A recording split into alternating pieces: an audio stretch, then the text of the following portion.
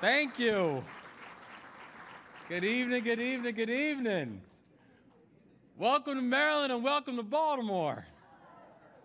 It is good to see you. It is good to see you. And Steny, God bless you, man, and thank you so much for that introduction. And thank you so much for your leadership. I need to tell you all a very quick story about Steny Hoyer. I was a 27-year-old captain, and I was leading paratroopers. I was in Afghanistan, and we got a care package. And I just say, when you're deployed overseas, getting a care package is a very big deal. And I got a care package at that point, and we were based in Khost, which was on the border of Afghanistan and Pakistan. One of the more not yet built out outposts. And I got a package, and we actually had on our FOB, which is called a forward operating base, we had a makeshift memorial for a group of special operators and Marines who we had just lost about 9 months before. And in that makeshift memorial, we had flags. And we had one flagpole for the Afghan flag, one flagpole for the American flag. And I got a chance to have put an addition to that flagpole. That was because as a 27-year-old Army officer, I got a care package from Steny Hoyer. And that care package was a Maryland flag with a note. I actually have a picture which is cherished, which is a picture of me standing there with another Marine that I served with that Maryland flag flying high over FOB Salerno in Afghanistan. I'm honored because it wasn't just that when Steny Hoyer endorsed us in our campaign, it was proof that he saw us in a very crowded field, which was very humbling. But I knew that Steny Hoyer had seen me and so many people for a lot earlier than that. I am so thankful for Steny Hoyer. I'm thankful for his leadership and for always being there for me and so many others, and I will always be. God bless you, Steny. And I'm humbled tonight to be surrounded by so many remarkable leaders, and let's start off with the leader of the House Democrats, the honorable member of the state of New York, Hakeem Jeffries. Congratulations, sir. Honored to be here with you. Your victory was historic. Your service is inspiring, and I know that you will lead not just the House Democrats in this caucus, but this country to a very, very bright future. So God bless you, and it's great to have you here in Baltimore. And I want to commend your two first mates as well, Catherine Clark and Pete Aguilar, and honor your service to the caucus as well. I mean, yet bless you and thank you. Great to see you. Great to see you. And I'd also like to take a moment just to thank Nancy Pelosi, Jim Clyburn, and also Steny Hoyer for your leadership as well. It is very clear. And also, welcome back to Baltimore, man. It is very clear that each and every one of us continue to see higher because of shoulders that we stand on. It's not just about the leadership that you've already shown. It's a leadership that you continue to show towards the House. So bless you all, and thank you so much. Thank you. And last but certainly not least, I am blessed to be a new governor with the baddest delegation that any new governor could ever ask for. And I want to give a shout out to the Maryland delegation. I could not have better partners in this work. I am thankful for all you continue to do, and it is an honor to stand with each and every one of you and for all the work you're doing. God bless you, Maryland. God bless you for all the service that you're doing to our state. So thank you. Thank you. And it really is great to be here because this is a history-making caucus. About 75% of the newest members are women, people of color, LGBTQ, and we have some historic firsts here in this room right now. The first black lawmaker to lead a party in Congress, the first openly gay immigrant elected to Congress. Yes.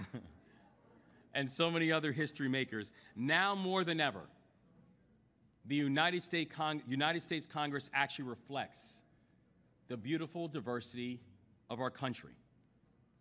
Now more than ever, this government looks like the people that it serves.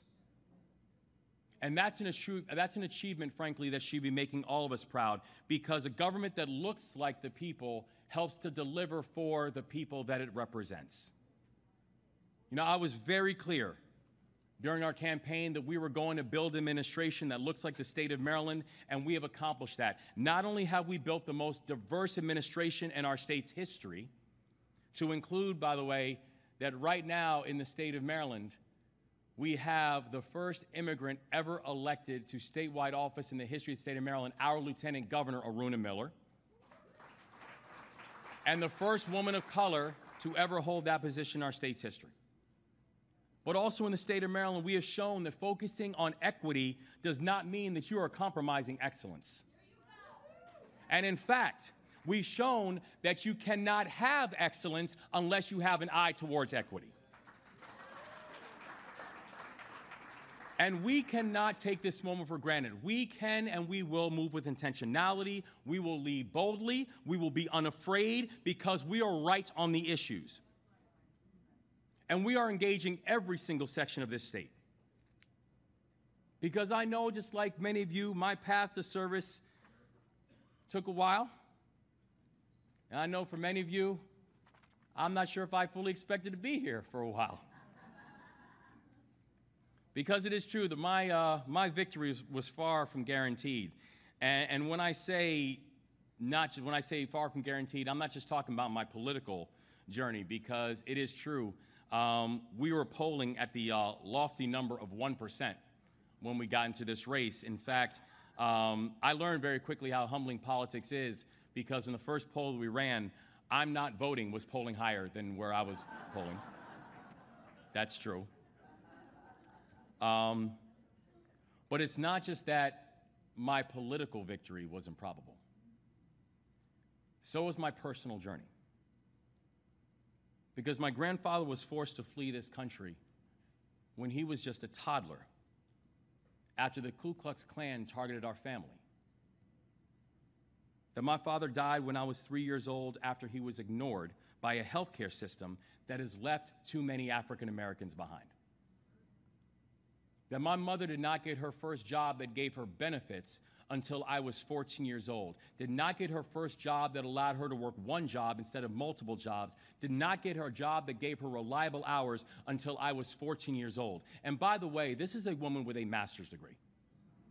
So when we're having conversations about an equitable pay between men and women, or an equitable pay between people of color and non, this is not an academic exercise to me. I don't need a white paper to explain it.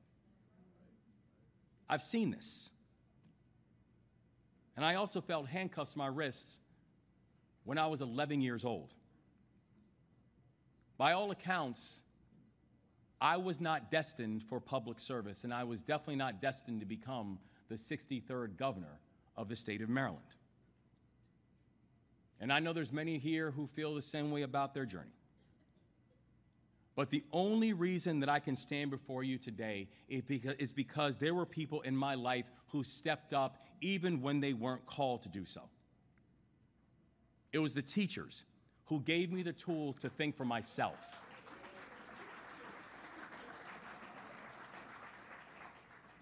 It was the coaches who pushed me even when I wanted to quit. It was the ministers who prayed for me and my family even when there was no clear path forward. Those were the real patriots.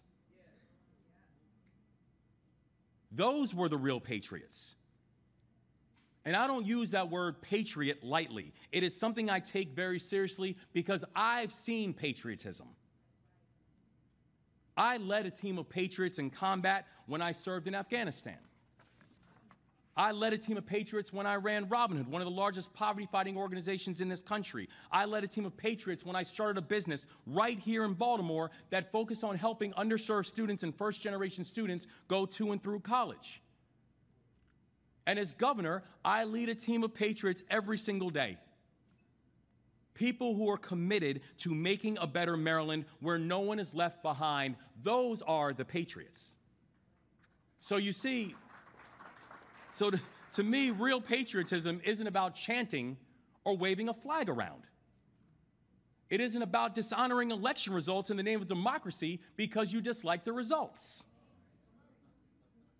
Real patriotism means bringing people together. It means lifting people up. It means improving each other's lives. It means knowing your country is great and that if we do the work, it can be even greater, but only if more people can participate in it. You don't have to serve in combat to be a patriot. You don't have to belong to a certain political party. I'm talking about everyday patriots. People who are determined to build a more perfect union, brick by brick, community by community, the public servants who just want to see our communities thrive. I'm here because of them. Because there are people who are willing to serve, people who are willing to believe in second chances and actually provide the pathways for those second chances to actually mean something. And today, we have an opportunity to invest in a new generation of patriots. And that's why, in my administration, we laid out a vision that Maryland, and in Maryland, we will put service front and center of everything that we do. And that's why, on day one, in one of my first acts of governor, I created a new department, the Department of Service and Civic Innovation in our state, that will consolidate and elevate the agencies in our state government that support service in all of our communities.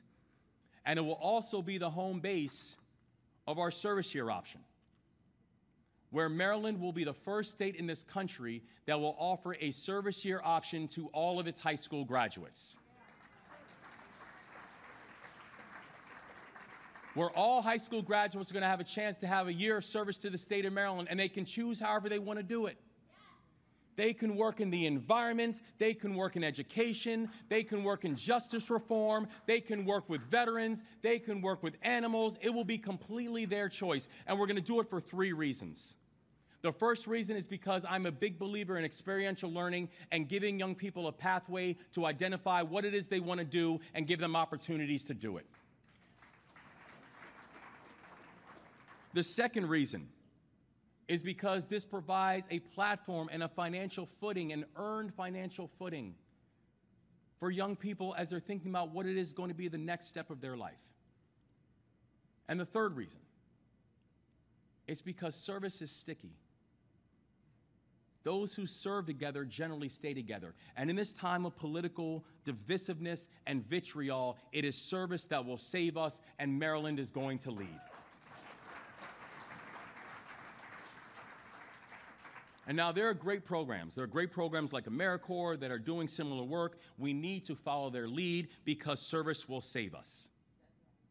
Service will help build Maryland and help us to build the kind of workforce that is ready to compete for the jobs of the 21st century. It will nurture a culture of patriotism across all parts of the state.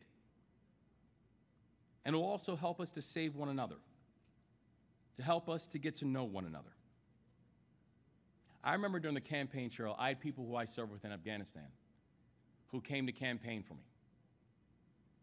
Many of them who came to door knock were not Marylanders. Many who came to door knock were not Democrats.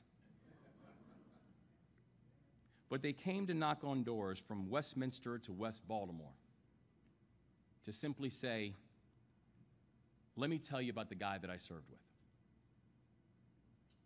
We live in a time when civic bonds are frayed, where many feel disconnected and more disconnected from their neighbors than ever before. And I often get asked about what we can do to bring our communities together in this moment of polarization, and my answer is simple. The answer is service. Helping us to get to know each other and fight, to work together, to build together. And I believe that we have a shot at nurturing the same culture of service and common purpose that I learned in the military right here in our communities and right now. But in order to get people to serve, we need to present them with a model of service. And that's exactly what the House Democrats are showing. What good service looks like. that you all are leading the charge and helping to show that service isn't about culture war victories or owning the other party. That service isn't about grandstanding or dog whistling. That service is more focused on scoring points than it is on making them. That service is about delivering. Now, unfortunately, I can't say that many people on the other side of the aisle have the same mentality. And while I want to be clear, I think bipartisanship is a good thing. I think where we can work together, we should work together. But sometimes it really feels like the other party are more interested in banning books than they are in passing laws.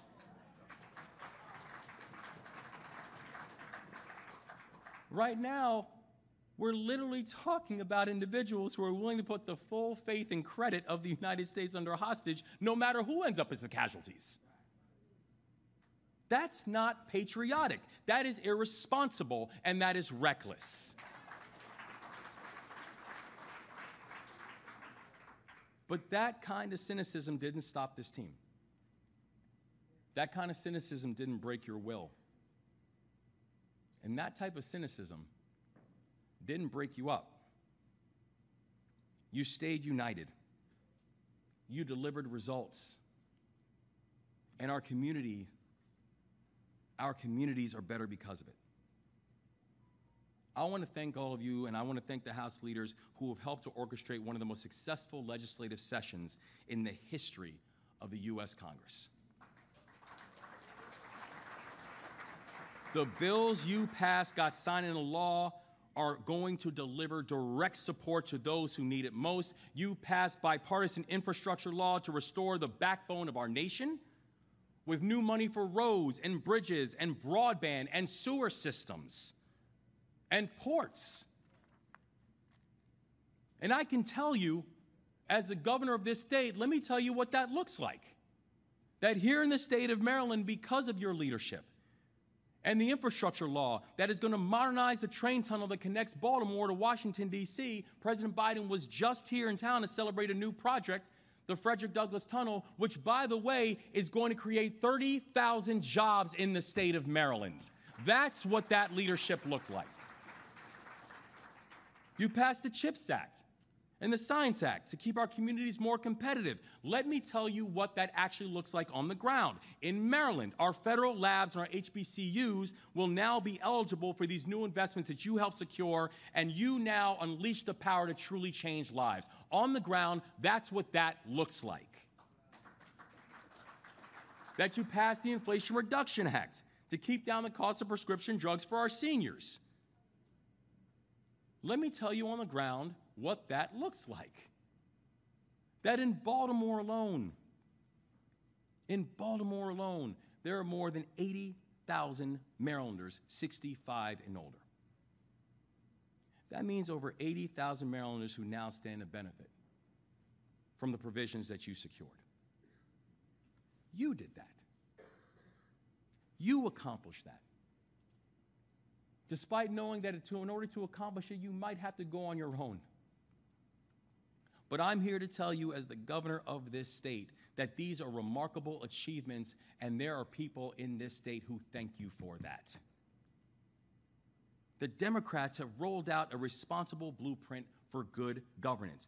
Democrats help to make sure that we can have a government that honors the needs of the people that it serves, a government that isn't afraid to be bold but isn't willing to be reckless, a government that gives local leaders and mayors and governors the tools they need to develop and support and deliver for our constituents.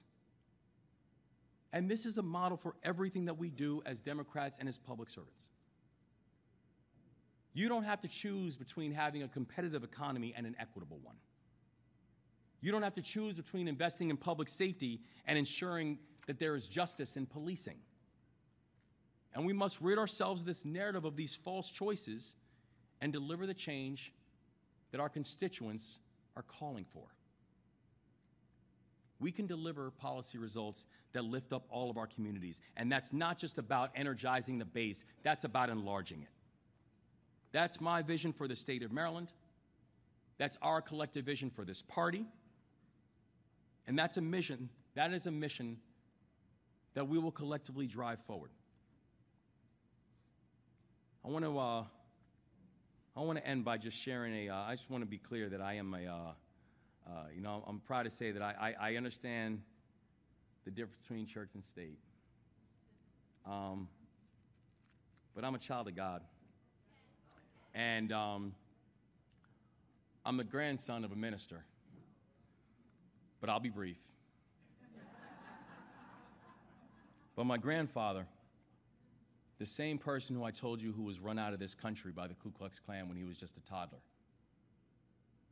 when his father, my great-grandfather, who was also a minister, was a vocal minister, he was one of these ministers that didn't just teach the Word of God, but he reminded people on earth that they needed to act accordingly, which also meant that there were threats that came that included the Ku Klux Klan that eventually ran them out of the country, and most of the people in my family vowed to never come back to this country, and most never did. But my grandfather did, because he would always say in all of his humility, this country will be incomplete without me. So he came back, he went to an HBCU, he became the first black minister in the history of the Dutch Reformed Church. And ironically, when he became a first, the same threats that started coming to his father started coming to him. And he's stuck. And he would always tell this sermon about the story of Moses, about how Moses traveled and walked and marched for 40 years, through heat, through cold, through disease, through insect infestations, and led his people all the way to the Promised Land. And when Moses found his way to the Promised Land, when it was within eyeshot, he died. And then Joshua took over from there. And my grandpa would always talk about how Moses must have felt a certain type of way about that, because he marched for 40 years. And finally, when he got a chance to see his glory, Joshua was asked to take over from there. And how he said the Lord must have had a conversation with Moses and told him, job well done. It's Joshua's time. I'm so thankful that I'm in a room full of patriots who understand that now that the baton is in our hands, we're going to run this race. Now that the baton is in our hands, we are going to sprint hard.